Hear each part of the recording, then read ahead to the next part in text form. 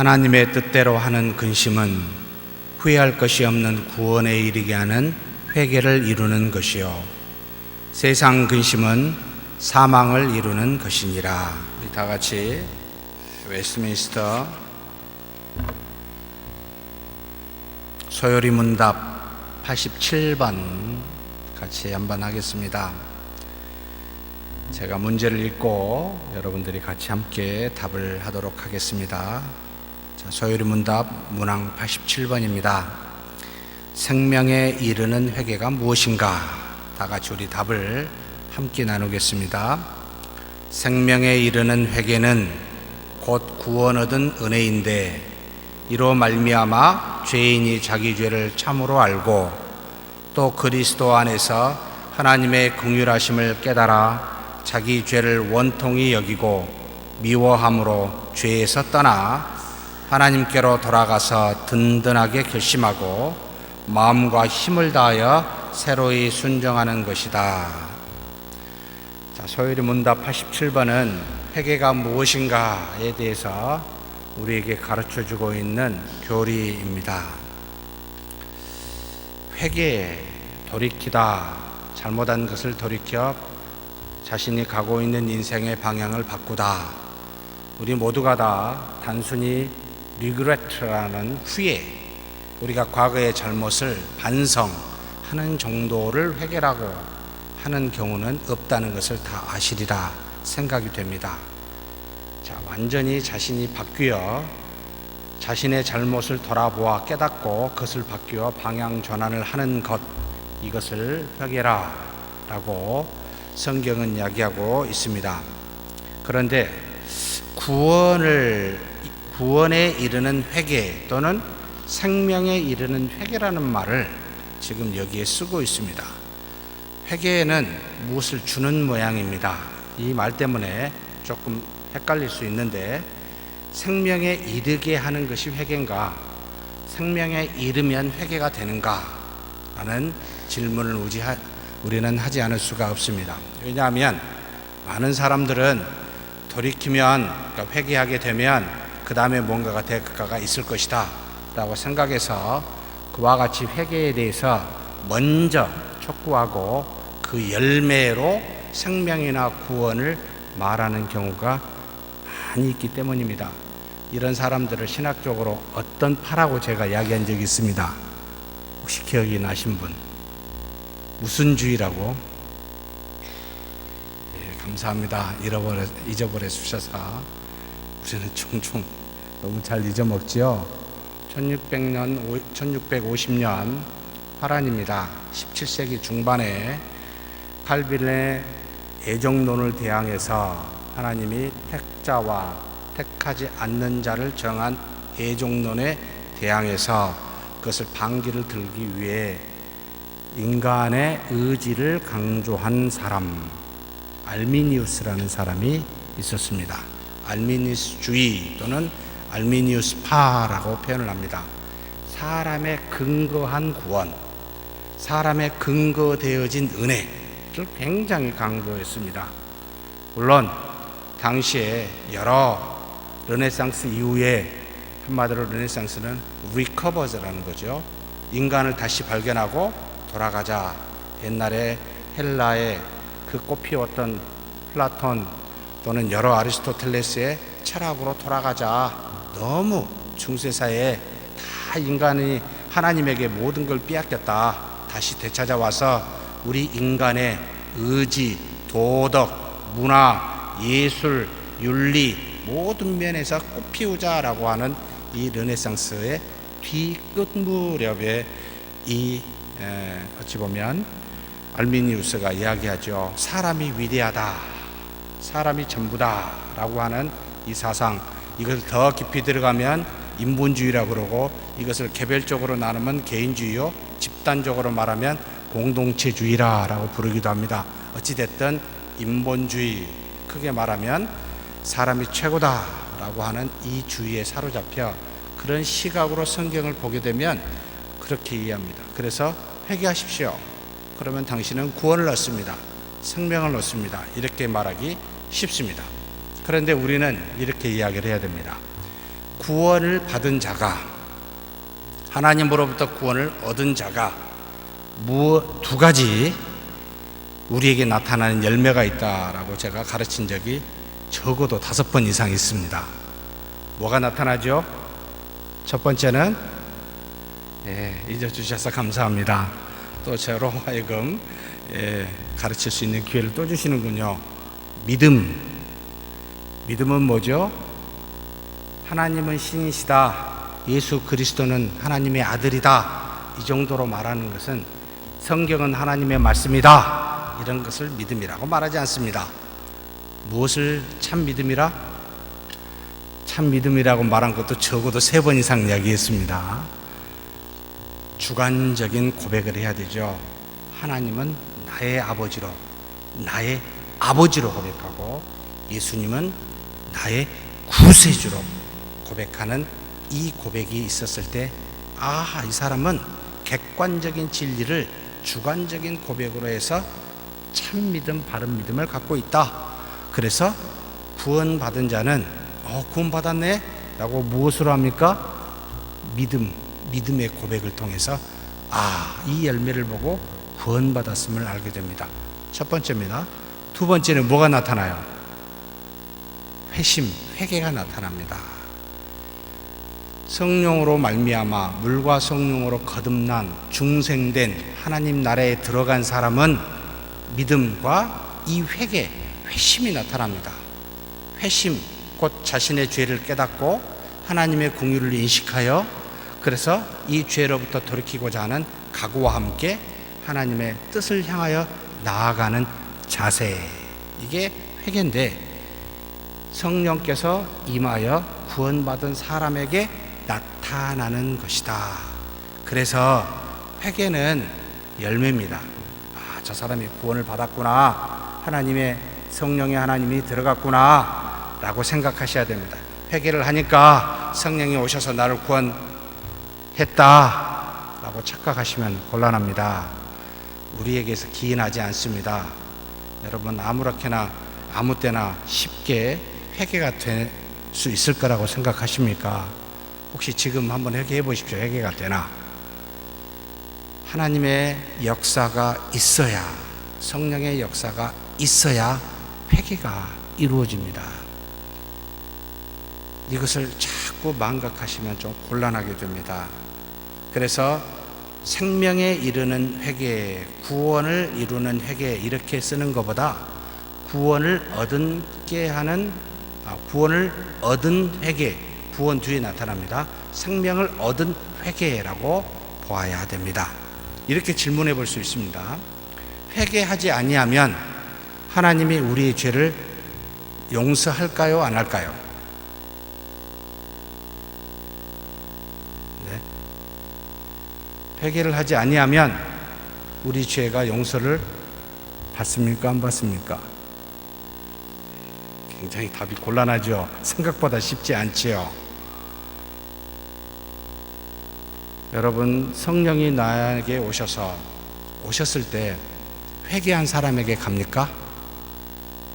주여 오시옵소서 라고 막 외친 사람한테 찾아갔습니까? 혹시 여기 계신 분은 주여 오시옵소서 하니까 오셨던가요? 하나님의 자녀 되셨습니까? 아니면 내가 눈물 콧물 펑펑 쏟아서 회개하니까 나에게 오셔서 나를 구원하셨습니까? 혹시 그러신 분 한번 손 들어 보십시오. 구원, 곧 죄 사함, 죄 용서는 우리의 회개와 무관합니다. 우리의 회개 때문에 죄 사함을 주신 것이 아닙니다. 무엇에 근거해서 죄 사함을 주셨죠? 하나님의 의라고 부르는 누구의 속량을 통하여 거기에 근거를 두고 우리에게 죄 사함을 주셨습니다. 누구지요? 하나님의 아들이라 일컬어졌고, 때로는 인자라라고 일컬어지기도 했고, 그리스도라 일컬어지기도 했고, 세이비어 구세주라고 예수라는 말로도 일컬어지기로 계신 분, 이분의 십자가의 속량의 근거에서 우리는 죄 사함을 받았습니다. 우리에게 근거하지 않습니다. 우리의 죄가 아무리 크다 할지라도 죄를 회개하든 상관없이 그리스도를 근거해서 사함을 받았습니다. 그래서 우리는 자랑할 수가 있습니까? 없습니까? 없어요. 내가 아무것도 하지 아니하였는데 하나님께서 하나님의 아들을 십자가에 죽으시고 그 속량을 근거해서 내 죄 사함을, 여러분, 주홍 같은 죄를 할지라도 눈처럼 희게 사해 주셨다라고 이야기합니다. 그러면 회개는요, 전혀 죄 사함과 무관합니다. 그럼 회개해야 됩니까? 말아야 됩니까? 회개 안 해도 되잖아요. 안 그래요? 회개에 무슨 상관이 있어요? 회개와 상관없이 구원됐는데? 라고 생각하면 조금 이제 또 곤란해집니다. 왜냐하면 회개는 구원과 상관없는데 무엇과 상관이 있죠? 네? 무슨 말로 우리가 주로 쓰죠? 한 3가지 단어가 있습니다. 경건, 또는 흔하게 쓰는 표현입니다. 저는 별로 안 좋아합니다. 영성이라는 말, 경건이 좋고요. 거룩, 하나님의 자녀로서 건강하게 이 땅에 살 수 있도록 하는 것. 마치 아이가 태어나는 것은, 여러분, 우리의 의지와 상관없이 태어났는데 이 아이가 자라나는 것은 건강하게 자라는 것, 병이 없어야 되잖아요. 병을 치료해야 됩니다. 그래서 우리의 죄를 하나님 앞에 내놓아 더러운 부분을 씻어, 병균을 씻어 치료 또는 없애는 것이 회개입니다. 그래서 구원에 이를 때도 상관없이 열매로 주어졌고, 하나님의 자녀가 이 땅에서 거룩하게 살도록 하기 위해서 그 또한 내 안에 계신 성령의 하나님이 나를 불편하게 해서 탄식하게 함으로 회개케 하십니다. 그래서 회개는 나에게 근거하지 아니하고 내 안에 계신 누구에게 근거하죠? 성령의 하나님에게 근거합니다. 이 성령의 하나님은 왜 그런 일을 행하셨습니까? 2가지 이유 때문입니다. 주 예수 그리스도께서 십자가에 죽으신 속량을 근거했고, 하나님 아버지께서 창세전에 택한 사람의 근거한 이 2가지 이유 때문에 나에게 오셔서 거듭나게 하셨고, 또 거듭난 나를 거룩하게 경건하게 회개하게 함으로 우리를 인도하고 계십니다. 이해가 되셨죠? 그러니 회개하니까 성령의 은혜를 주시는 게 아니고 성령의 은혜가 임하니까 회개하게 됩니다. 성령이 나에게 역사하니까 내가 하나님 앞에 자복하게 됩니다. 내가 뭔가를 하니까 하나님이 이렇게 하신다가 아니라는 말입니다. 이것을 너무나 장로교의 신앙적 뿌리를 여기에 두고 있는데, 너무나 많은 다른 교파가 갖고 있는 알미니우스주의에 빠져서 그와 같이 생각하는 분들이 많습니다. 여러분, 그렇지 않습니다. 반드시 그걸 염두에 두고 살펴보도록 하겠습니다. 자, 심령 속에 은혜를 주시어 역사하게 하시는 하나님의 성령 사역이 있어야 된다라고 제가 말씀을 드렸습니다. 회개는 에스겔서 36장 26절에서 27절 말씀입니다. 같이 한번 읽겠습니다. 또 새 영을 너희 속에 두고 새 마음을 너희에게 주되 너희 육신에서 굳은 마음을 제거하고 부드러운 마음을 줄 것이며, 또 내 영을 너희 속에 두어 너희로 내 율례를 행하게 하리니 너희가 내 규례를 지켜 행할지라. 조건이 있어요. 우리 속에 뭐가 있어요? 새 영이요. 이게 조건입니다. 필수적인 조건입니다. 그리 하니까 무슨 일이 일어납니까? 우리의 굳은 마음은 뭘 말할까요? 부드러운 마음의 반대죠. 무엇이 굳었다는 거죠? 하나님을 향하여 말씀을 경청하지 않는 딱딱한 돌처럼 튕겨져 나오는 그와 같은 마음. 새 영이 임하니까 어떻게 변해요? 부드러운 마음으로 변하더라. 하나님의 말씀이 흡수될 수 있는, 받아들일 수 있는 부드러운 마음이 되더라. 근데 왜 단단해졌을까요? 무엇 때문에? 여러분, 죄 때문입니다. 죄의 의미는 뭐죠? 하나님의 뜻을 어긋나는 것, 또는 뭐죠? 깨뜨리는 것, 하나님과의 관계를, 하나님의 말씀과 빗나가는 것, 이것을 전부 죄라고 이야기를 합니다. 사람의 생각은 하나님의 뜻과 일치하지 않습니다. 우리는 다 양 같아서 각기 제 길로 갑니다. 우리의 길로 갑니다. 하나님께 상관없이 간다는 말이지요. 그런 우리를 하나님께서 우리에게 역사하사 곧 새 영을 주사 부드러운 마음으로 하나님의 음성을 듣고 그것을 향하게 하셨으며 우리의 마음이 부드러워 우리의 죄를 돌이키게 하는 회개의 마음을 주시더라. 사도행전 11장 18절 같이 읽겠습니다. 그들이 이 말을 듣고 잠잠하여 하나님께 영광을 돌려 이르되 그러면 하나님께서 이방인에게도 생명 얻는 회개를 주셨도다 하니라. 생명을 얻는 회개, 회개하니까 생명을 얻는 게 아니고 생명을 주시니까 회개케 된다는 겁니다. 우리는 믿는 사람에 대해서 이렇게 확인을 하는 겁니다. 회개하는 거 보고 구원받은 자로다. 믿음으로 하나님을 고백하는 자를 향하여 쟤는 하나님의 자녀다. 이렇게 열매를 보고 알 수 있습니다.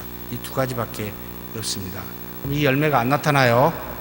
하나님의 자녀입니까? 아닙니까?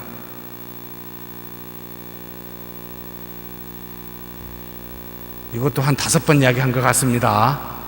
하나님의 자녀인지 아닌지 안다 모른다. 여러분, 새싹이 씨를 뿌렸어요. 새싹이 났어요. 줄기가 났습니다. 열매를 맺었습니까? 안 맺었습니까? 열매는 언제 맺습니까? 지금과 같은 8월 한가위 대보름 가을철이 돼야 열매 맺습니다. 아직 열매 맺을 때가 아닌데 얘는 아직 죽은 애야 라고 말하지 마십시다. 때에 따라 여러분 열매 맺을 때가 있습니다. 그래서 열매 맺지 않는 사람에 대해서는 모른다. 하나님의 자녀인지 아닌지 모른다. 그럼 누구만 합니까? 열매 맺는 사람만 압니다. 하나님의 자녀구나. 그래서 열매 맺지 않는 사람에 대해서 평가하지 마십시오. 교회 안에서 하나님이 지금 키워가고 계십니다. 그러니까 아직 때가 안 됐나 보다 생각하셔야 됩니다. 그 다음에 고린도후서 7장 10절 말씀 같이 한번 읽겠습니다. 하나님의 뜻대로 하는 근심은 후회할 것이 없는 구원에 이르게 하는 회개를 이루는 것이요 세상 근심은 사망을 이루는 것이니라. 하나님의 뜻대로 하는 근심이 있고 세상에서 주는 근심이 있구나. 하나님이 우리에게 주신 근심은 무엇을 하게 합니까? 하나님이 우리에게 근심하게 한 것은 무엇 때문에 근심하게 할까요? 죄를 지으니까. 그러면 그 죄를 어떻게 하게 됩니까? 결국은 구원에 이르게 하는, 완성하여 성숙하게 하는 그와 같은 회개를 우리에게 주십니다. 마치 베드로가 그랬죠. 예수님이 마지막 때 모든 12제자의 발을 씻길 때 감히 스승님이 이 더러운 발을 제가 하겠습니다 라고 했었을 때 예수님이 뭐라고 그랬습니까? 이렇게 행하지 아니하면 너와 내가 상관이 없다. 그러면서 뭐라고 말씀하셨죠? 온 몸이 깨끗한 자는 손과 발만 닦으면 된다. 우리의 회개를 말합니다. 더러운 죄, 여러분 건강한 몸이 되게 구원을 받은 자가 구원을 이루어간다. 성취될 때까지 완성시켜간다. 태어난 어린아이는 사람인데 어른은 아닙니다. 온전하지는 않습니다. 그래서 자람이 필요합니다. 그런데 사람 맞습니다. 그러니 잘 자랄 수 있도록 우리 안에 계신 성령께서 우리를 깨끗하게 건강하게 죄로부터 회개케 하여 그와 같은 성숙한 하나님의 자녀로 그리스도가 우리의 표본인데 그분에 이르기까지 성장시켜 갑니다.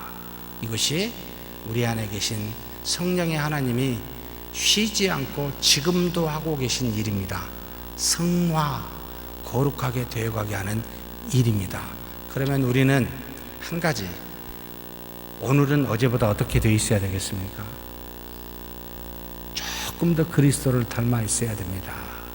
어제나 오늘이나 동일하신 분은 하나님밖에 없습니다. 우리는 어제나 오늘이나 동일하면 안 됩니다. 우리는 조금 더 하나님 앞에 나아가 거룩한 자가 되어 있어야 됩니다. 근데 어떻게 해야 이게 가능할까요? 네 안에 계신 성령이 나를 가만히 앉아 있으면 저절로 거룩하게 되어 갈까요?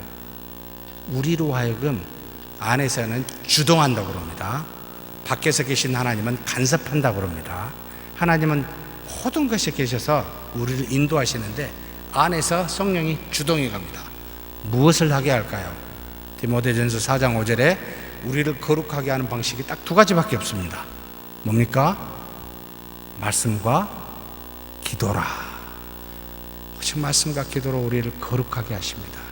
하나님의 말씀을 읽고 그 말씀에 비추어 내가 더러운 죄가 있다면 돌이켜 회개하는 기도하여 다시 우리의 삶을 하나님의 말씀에 따라 정확하게 정돈을 시켜 점점점 성장시켜 갑니다. 그러면 말씀과 기도가 없으면 어떻게 될까요? 성화되지 않는다는 말이기도 하죠. 근데 우리 안에 계신 하나님이 내가 안 하면 어떻게 할까요?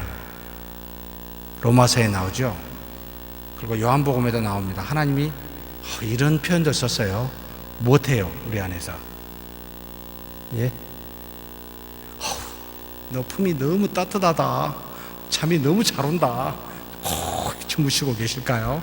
그렇지 않아도 배가 나와가지고 예수님이 내 안에 계시면 참 어떤 생각이 들까라는 생각이 들어서 정말 죄송한 마음이 듭니다만, 어떻게 하시죠? 우리 안에서 탄식이라는 말을 씁니다.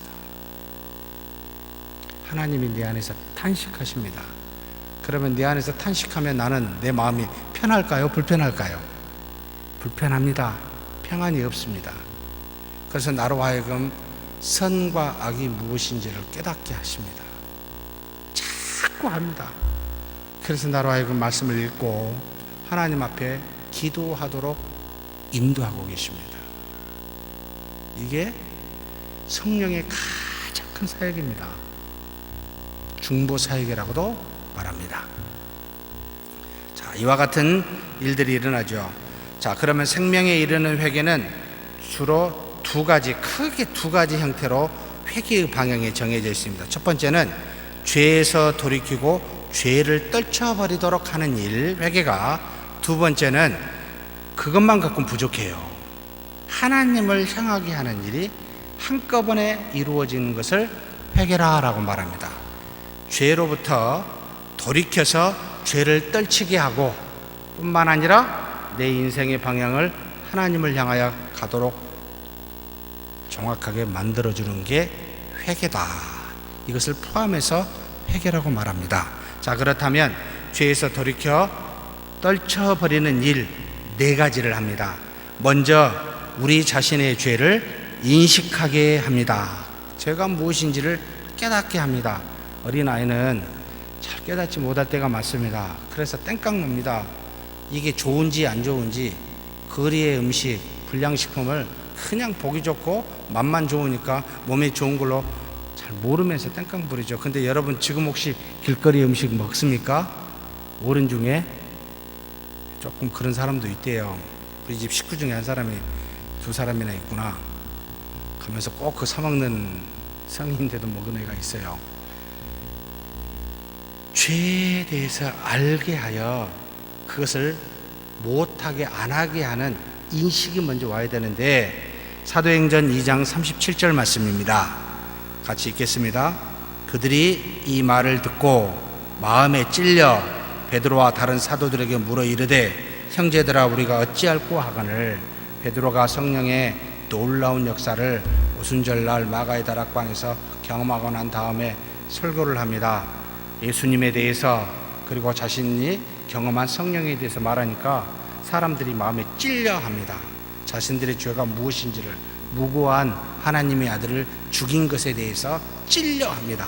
이것이 첫 번째로 하나님이 우리에게 임하면 자신의 죄를 드러나게 하여 우리의 죄가 무엇인지를 깨닫고 찔림을 주는 죄가 무엇인지를 알게 하는데 첫 번째 일입니다. 두 번째, 이 죄를 깨닫게 되면 이제 어떻게 되죠? 그리스도 안에 있는 하나님의 긍휼을 즉각적으로 압니다. 내 죄가 무엇인지를 암과 동시에 이 죄에 대해서 하나님의 자비와 긍휼, 곧 그리스도의 속량함을 깨닫게 하는, 그것을 알게 하는 놀라운 신비가 이 안에 있습니다. 자신이 죄인임을 깨닫게 되면 그리스도께서 왜 이 땅에 오셨는지, 오셔서 무슨 일을 하셨는지를 저절로 알게 됩니다. 곧 그리스도의 속량과 죄를 사하시기 위하여 하나님께서 이 그리스도를 보내주신 그 은혜와 그 긍휼이 무엇인지를 알게 합니다. 출애굽기 34장 6에서 7절 말씀입니다. 같이 한번 읽겠습니다. 여호와께서 그의 앞으로 지나시며 선포하시되 여호와라 여호와라 자비롭고 은혜롭고 노하기를 더디하고 인자와 진실이 많은 하나님이라. 인자를 천대까지 베풀며 악과 과실과 죄를 용서하리라. 그러나 벌을 면제하지는 아니하고 아버지의 악행을 자손 3, 4대까지 보응하리라. 하나님의 관심은 우리를 심판하는 데 있는 게 아니고 우리로 하여금 돌이켜 하나님의 자녀되게 하는데 훨씬 더 큰 관심과 그 뜻을 가지고 있습니다. 그래서 이런 표현을 씁니다. 천대까지, 그리고 죄에 대한 심판은 3, 4대까지 라는 말도 안 되는, 우리에게 알 수 있도록 그렇게 비유해서 말씀하시는 건데, 하나님의 긍휼이 이와 같다는 겁니다. 우리로 하여금 죄를 깨닫게 하여, 여러분 죄를 지으면 하늘에서 즉각 불이 떨어져 가지고 죽으면 여러분 죄를 지을 수 있을까요, 없을까요? 좀 그렇게 좀 하시지. 이 천벌 받은 뭐라고 여기 나오는 사람들이 종종 있잖아요. 그죠? 왜 그렇게 안 하실까? 로마서 1장에 있습니다. 3번에 걸쳐서 표현하고 있습니다. 그대로 내버려 두시니라. 왜 그럴까요? 네? 돌이키라고요. 죄를 돌이키라고 기회를 주십니다. 이것을 간접적 심판이라고 부릅니다. 최후의 심판에 하나님이 직접 하시겠지만 지금은 하나님께서 간접적으로 심판하십니다. 어떻게 해요? 내버려 두시면서 죄를 맛보게 합니다. 죄를 지으면 여러분 기분이 좋을까요? 기분이 더러울까요?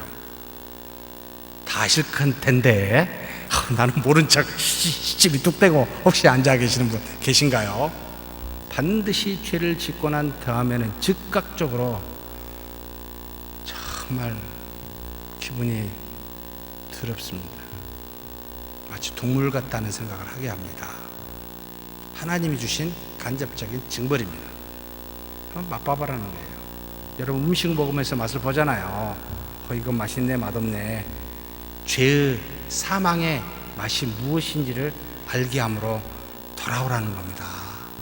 심판하지 않고 하늘에서 불이 떨어지지 않고 너 그거 아니지 않느냐라고 알게 하신 거죠. 긍휼입니다. 하나님의 인자이십니다.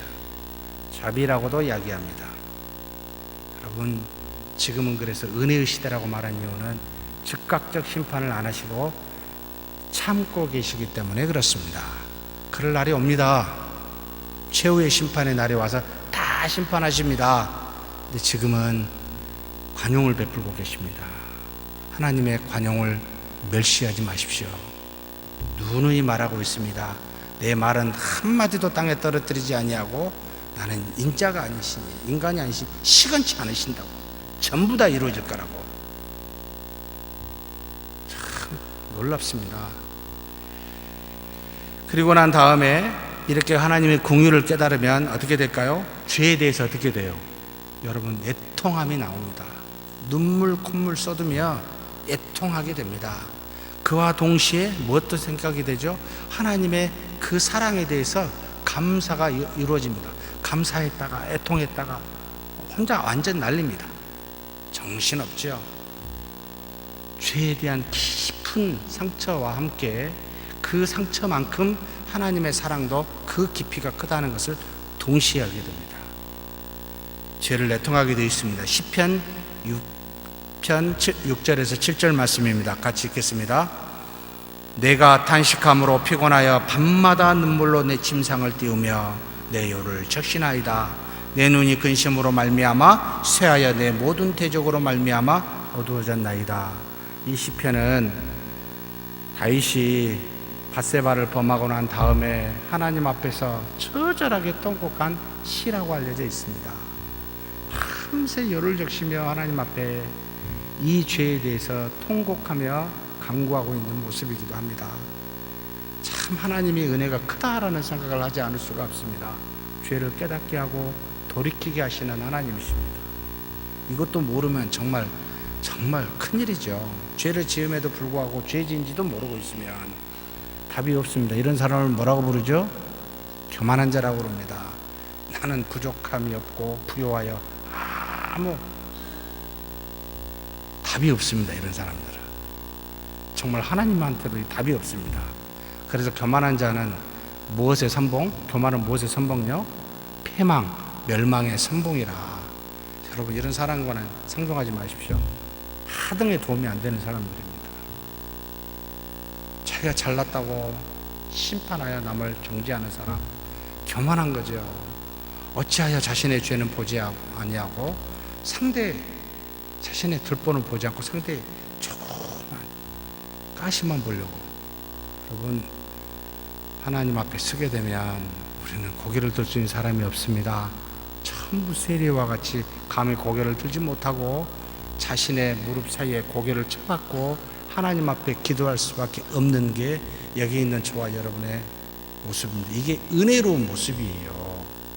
처참한 모습이 아니라 살게 하는 모습이요, 하나님 앞에 회개함으로 다시 일어서게 하는 놀라운 모습입니다. 이런 저와 여러분이 되기를 주의 이름으로 축복합니다.